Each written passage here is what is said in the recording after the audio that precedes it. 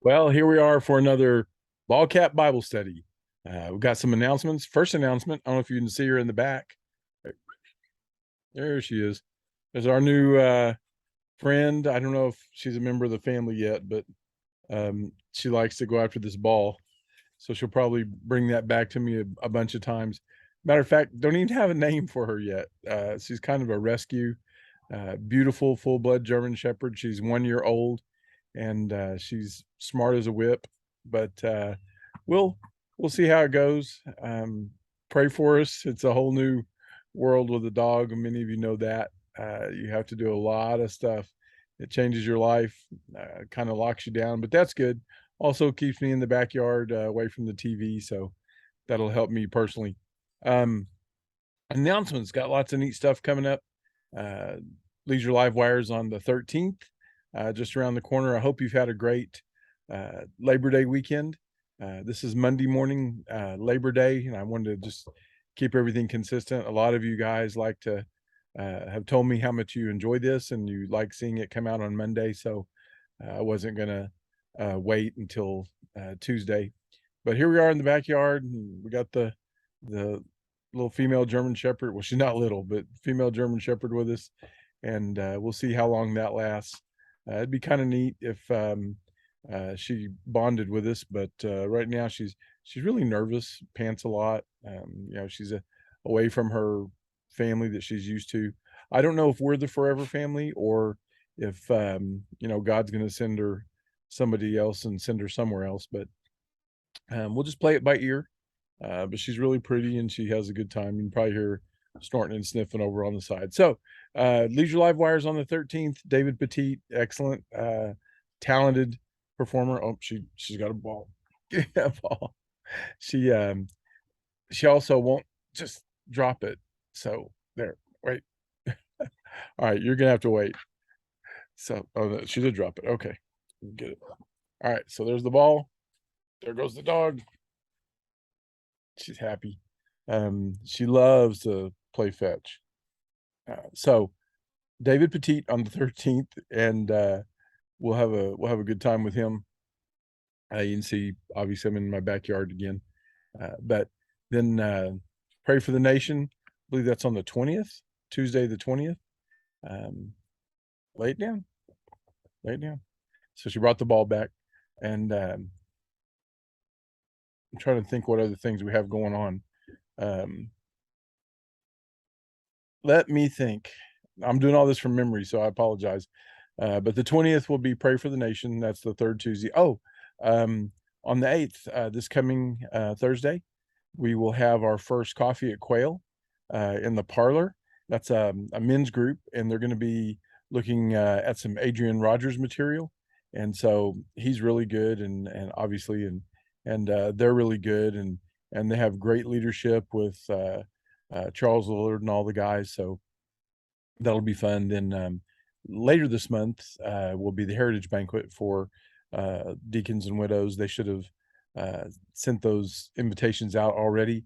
If you know of somebody who should have received an invitation, let me know, because some of them have been returned to us, and so we don't know their exact status. But we sure do love them and miss them, and pray for them. So with that, we'll. Also, I think now would be a good time to let y'all know.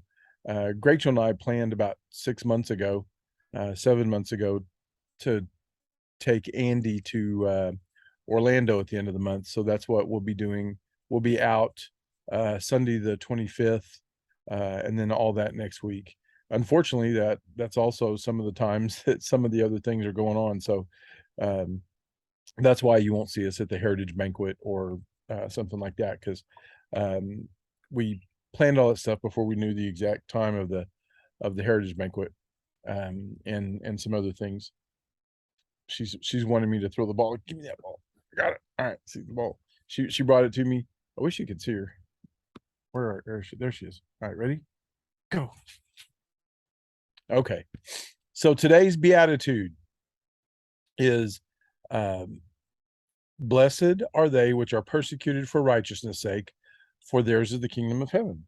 And we talked about this a little bit yesterday in a class I taught. um, in this nation, we're not really persecuted that much for righteousness' sake. We have a lot of prosperity. We have a lot of wealth. We have even some of the poorest people in this country live better than most of the rest of the world. And so, we kind of Satan kind of uses that against us. Our prosperity and our wealth, kind of makes us a little bit apathetic. Kind of gets us to where maybe our priorities aren't right. We're not that oppressed, even though we're limited, I would say. We don't we don't have all the liberties that we probably ought to have, but uh lot of freedom. You look at the craziness going around, and people have the freedom to express, you know, views contrary to God's design and what we know to be true.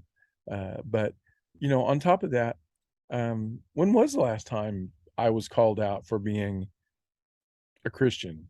When was the last time that uh, somebody tried to make me the bad guy because I stood up for righteousness?